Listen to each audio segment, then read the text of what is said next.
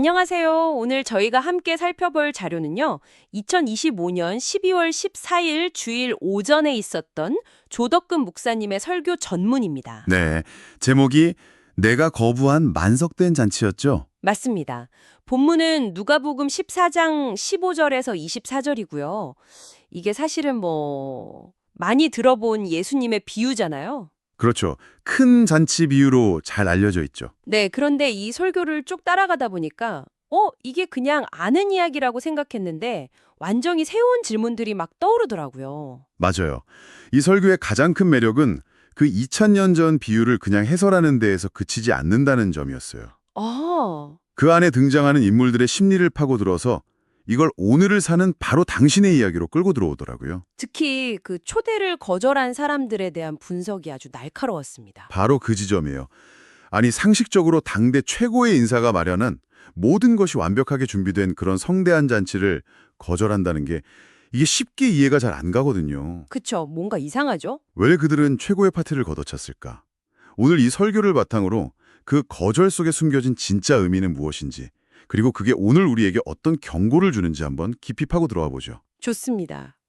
이 설교는 잔치 비유가 나오게 된 배경, 그러니까 예수님과 바리새인 지도자의 집에서 있었던 그 식사 자리의 팽팽한 긴장감에서부터 이야기를 풀어가는데요. 네네. 이 대화의 시작점부터 살펴보는 게 중요할 것 같아요. 네, 설교의 시작도 바로 그 장면이죠. 예수님께서 보답을 바라지 말고 가난한 이들을 대접하라는 당시로서는 정말 파격적인 가르침을 주시잖아요. 네, 엄청난 말씀이었죠. 그런데 그 말을 들은 한 손님이 갑자기 하나님의 나라에서 떡을 먹는 자는 복되도다 하고 외칩니다. 이게 언뜻 들으면 되게 감동해서 한 말 같은데 설교에서는 이걸 좀 다르게 보더라고요. 그렇죠. 설교에서는 이 말이 순수한 신앙 고백이라기보다는 예수님의 그 날카로운 지적을 희석시키려는 일종의 화제 전환용 발언일 수 있다고 분석해요. 화제 전환이요? 네. 불편한 분위기를 자자 좋은 게 좋은 거 아닙니까? 우리 모두 결국 하나님 나라 갈 복받은 사람들이니 너무 따지지 맙시다. 이런 식으로요. 아, 눈치고 넘어가려는 의도가 숨어 있다는 거군요. 아, 바로 그겁니다. 그러니까 약간 정치적인 제스처 같은 거네요. 설교에서도 당시 바리새인들이 대중적 인기가 높아지던 예수님을 자기들 편으로 끌어들여서 자신들의 기득권을 강화하려는 목적이 있었다고 짚어주잖아요. 네, 맞아요. 예수님과 친한 척하면서 자신들의 입지를 다지려는 거죠. 하하. 그들은 자신들이 하나님 나라 잔치의 당연한 VIP라고 생각했고 예수님도 그 VIP 리스트에 올려주겠다는 식의 태도를 보인 거죠. 하지만 예수님은 그 속내를 정확히 꿰뚫어 보셨어요. 그래서 그 말을 받아서 네, 그래. 하나님 나라 잔치가 복되지. 그런데 네가 생각하는 그 잔치가 아닐 수 있어 하시면서 이 비유를 딱 시작하시는 겁니다. 여기서 설교가 던지는 첫 번째 화두가 정말 흥미로워요. 이 바리새인의 모습이 바로 우리 안에도 있다는 지적이요. 네, 예수님을 내 성공과 안위를 위해 이용하려는 마음, 내 계획에 예수님을 초대해서 내 뜻대로 움직이게 하려는 태도, 그게 바로 우리 안에 바리새인이라는 거죠. 맞습니다. 그 점을 짚고 넘어가는 게 이 설교의 핵심적인 출발점입니다. 이 비유가 단순히 옛날 이야기가 아니라 지금 당신의 마음을 들여다보는 거울이 될 수 있다는 선언과도 같아요. 자, 그럼 이제 본격적으로 비유 속으로 들어가 보죠. 한 부자가 큰 잔치를 열고 사람들을 초대합니다. 이 잔치는 물론 하나님 나라의 잔치를 상징하고요. 네, 근데 이 초대 방식이 정말 정중하더라고요. 맞습니다. 설교에서도 그 점을 강조하죠. 고대 근동에서는 2번 초대하는 게 최고의 예의였다고 해요. 아, 2번이요? 네. 먼저 날짜를 알려서 초청장을 보내고 모든 준비가 끝난 당일에 종을 보내서 오소서 모든 것이 준비되었나이다 라고 다시 한번 정중하게 모시는 거죠. 주인이 손님들에게 얼마나 극진한 예의를 갖췄는지 알 수 있는 대목이네요. 그렇죠. 그렇게까지 예의를 갖춰 초대했는데 반응은 정말 황당합니다. 모두가 일치하게 사양이에요. 네. 한 명씩 핑계를 대죠. 한 명은 밭을 샀으니 나가봐야겠다. 또 한 명은 소 10마리를 샀으니 시험해 보러 가야겠다. 마지막 한 명은 방금 장가 들었으니 갈 수 없다고 하죠. 그런데 솔직히 이게 그렇게까지 큰 잘못인가요? 아, 갓 결혼했는데 잔치에 가기 싫을 수도 있고 큰돈 들여 산 밭이나 소는 당연히 궁금할 수 있잖아요. 이걸 잔치를 무시했다고 보는 건 좀 너무 엄격한 해석 아닐까요? 아주 좋은 질문입니다. 그리고 바로 그 지점이 이 비유의 핵심을 꿰뚫는 질문이기도 해요. 오, 설교는 이 핑계들의 내용보다 그 핑계를 대는 타이밍에 주목합니다. 이 사람들은 갑자기 연락을 받은 게 아니에요. 그쵸. 미리 초대를 받았죠. 이미 오래전에 초대를 받아서 약속을 한 상태였죠. 뭐랄까 비유하자면 친한 친구 결혼식에 간다고 해놓고 당일 아침에 미안 어제 새로 산 게임기 테스트해봐 해서 못 가. 이렇게 문자를 보내는 거랑 같아요. 그렇게 생각하니까 완전 얘기가 달라지네요. 그쵸? 이건 그냥 못 가는 수준이 아니라 약속을 깨는 거고 초대한 사람에 대한 명백한 모욕이 될 수 있겠어요. 바로 그겁니다. 설교의 분석처럼 그들에게 이 잔치는 새로 산 밭이나 소, 심지어 아내보다도 중요하지 않았던 거예요. 우선순위에서 완전히 밀려난 거군요. 네. 그들은 자신들이 없으면 이 잔치가 열리지 않거나 자신들이 빠지면 주인이 아쉬워할 거라고 착각했을 수도 있어요. 내가 얼마나 중요한 사람인데 내 사정쯤은 이해해주겠지 하는 오만함이 깔려있다는 해석입니다. 결국 처음 초대받은 사람들은 다 거절하잖아요. 여기서 주인의 반응이 정말 흥미로운데 보통은 김셌네, 파티 취소 이럴 법도 한데 이 주인은 오히려 판을 더 키워버려요. 맞아요. 왜 그냥 화를 내는 걸 넘어서서 아예 초대 리스트 자체를 완전히 갈아엎는 그런 극단적인 선택을 했을까요? 그게 바로 이 비유의 첫 번째 반전이죠. 주인의 분노는 단순히 자존심이 상해서가 아니에요.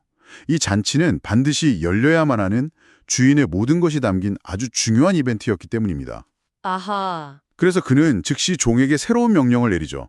빨리 시내의 거리와 골목으로 나가서 가난한 자들과 몸 불편한 자들과 맹인들과 저는 자들을 데려오라. 이 새로운 손님들의 명단이 정말 의미심장해요. 네, 처음 초대받았던 사람들, 그러니까 밭도 사고 소도 10마리씩 살 수 있었던 그런 부유하고 힘 있는 사람들과는 정반대의 사람들이잖아요.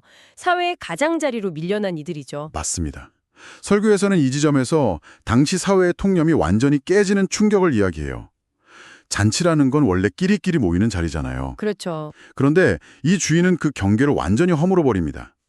부자들의 빈자리를 가난한 자들로 채우겠다는 선언은 당시 사회 구조에 대한 엄청난 도전이었을 거예요. 그런데 더 놀라운 건 그렇게 소외된 사람들을 다 데려왔는데도 자리가 남았다는 거예요. 네. 종이 와서 보고하죠. 아직도 자리가 있나이다. 이 보고를 들은 주인이 두 번째 명령을 내리죠. 이번엔 아예 도시 밖으로 나가라고 해요. 네. 길과 산울타리 가라고 하죠. 이 표현이 재밌어요. 설교의 묘사를 빌리자면 요즘으로 치면 도시 중심가가 아니라 고속도로 휴게소나 인적 드문 국도변 같은 곳이에요. 그런 이미지군요. 네. 신원도 불분명하고 어쩌면 사회 시스템에서 완전히 벗어나 있는 나그네, 불황자, 심지어 범죄자들까지 포함할 수 있는 정말 파격적인 초대인 겁니다. 그리고 여기서 가장 이해하기 어려운 지시가 나와요.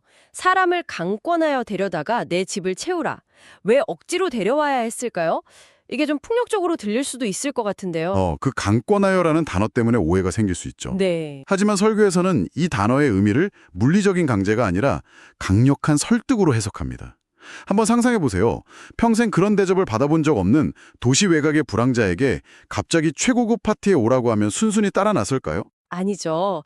나한테 사기치려는 거 아니야? 라거나 헤이 내가 갈 자리가 아닌데? 하면서 의심하거나 주저하겠죠. 바로 그겁니다.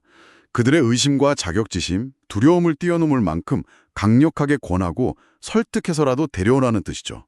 주인의 의지는 확고해요. 내 집은 어떤 일이 있어도 빈자리로 남지 않을 것이다.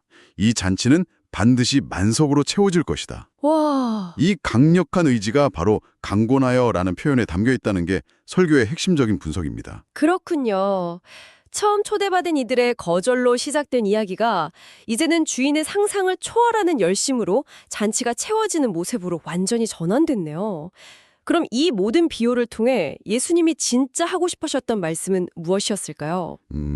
비유의 마지막 문장이 정말 무섭게 다가오더라고요. 예, 전에 청하였던 그 사람들은 하나도 내 잔치를 맛보지 못하리라. 이 부분이죠. 네, 설교에서도 지적하듯이 이 마지막 문장은 비유 속 주인의 말인지 아니면 비유를 끝낸 예수님 자신의 말씀인지 그 경계가 모호하게 처리되어 있어요. 아, 그러네요. 그리고 그 모호함이 오히려 이 경고를 더 강력하게 만들죠. 듣고 있던 사람들도 이게 비유 속 이야기인지 아니면 지금 우리에게 하시는 말씀인지 헷갈리면서 등골이 서늘해졌겠어요. 그렇죠.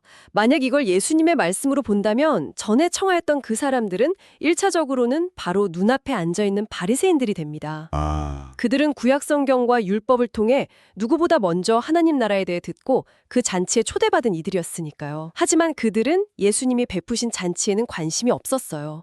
오히려 자신들이 주인이 되어서 예수님을 이용하려고 했죠. 맞아요. 자신들이 없으면 잔치가 성립되지 않을 거라는 착각에 빠져 있었고요. 네. 그래서 예수님의 경고는 그들의 교만한 확신을 정면으로 깨부수는 겁니다. 너희가 거절해도 잔치는 열린다. 너희가 없어도 내 집은 다른 사람들로 가득 찰 것이다. 그리고 너희는 그 잔치에 참여는커녕 냄새도 맡지 못하고 맛도 보지 못할 것이다. 와. 설교에서 국물도 없을 것이라고 표현한 부분이 바로 이 지점인데 기회를 놓치는 정도가 아니라 완전히 배제될 것이라는 아주 서늘한 선언인 거죠. 이게 그냥 파티에 못 온다 정도의 이야기가 아니군요. 요즘 말로 하면 인생의 가장 중요한 기회에서 영원히 제명되는 그런 느낌이랄까요? 정확한 표현입니다. 모두가 다음 단계로 나아가는데 나만 그 기회의 문이 굳게 닫혀버린 걸 알게 되는 순간의 그 싸늘함. 예수님의 경고는 바로 그 지점을 겨냥하고 있는 것 같아요. 정확합니다. 그리고 설교는 이 경고의 화살이 2000년 전 바리새인들뿐만 아니라 오늘날 이미 복음을 알고 있고 교회에 다니고 스스로 초대받은 자라고 생각하는 우리 모두를 향하고 있다고 결론 내립니다. 어쩌면 당신에게도 해당될 수 있는 이야기라는 거군요. 바로 그거죠. 오늘 이 설교 한 편을 통해 예수님의 큰 잔치 비유를 정말 깊이 있게 들여다본 것 같습니다. 정중한 초대를 너무나 사소한 이유로 거절해버린 첫 손님들. 그리고 상상도 못했던 방식으로 그 빈자리를 채운 새로운 손님들. 네, 그리고 결국 잔치를 맛보지 못하게 된 이들에 대한 강력한 경고까지. 네. 이 설교는 결국 우리에게 이렇게 묻고 있는 것 같아요. 당신은 예수님을 당신의 성공을 위한 수단으로 삼고 있습니까? 아니면 예수님이 당신을 위해 마련하신 잔치에 참여하고 있습니까?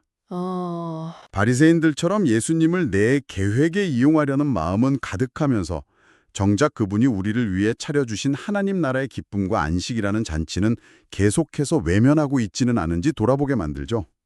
결국 초대에 응하는 것 그 자체가 자격이 되는 그런 역설적인 잔치에 대한 이야기였네요. 맞습니다. 여기서 당신이 한번 생각해 볼 만한 마지막 질문을 던져보고 싶어요. 네. 이 설교의 메시지처럼 하나님 나라의 잔치가 지금 이 순간에도 당신을 향해 열려 있다면 오늘 당신이 밭을 보러 가야 해서 소를 시험해 봐야 해서 혹은 결혼해서 바빠서라고 핑계를 대고 있는 것은 무엇일까요? 어쩌면 스스로는 아주 중요하고 합리적인 이유라고 생각하지만 사실은 하나님 나라의 잔치보다 더 앞세우고 있는 당신만의 밭과 소는 무엇인지 말입니다.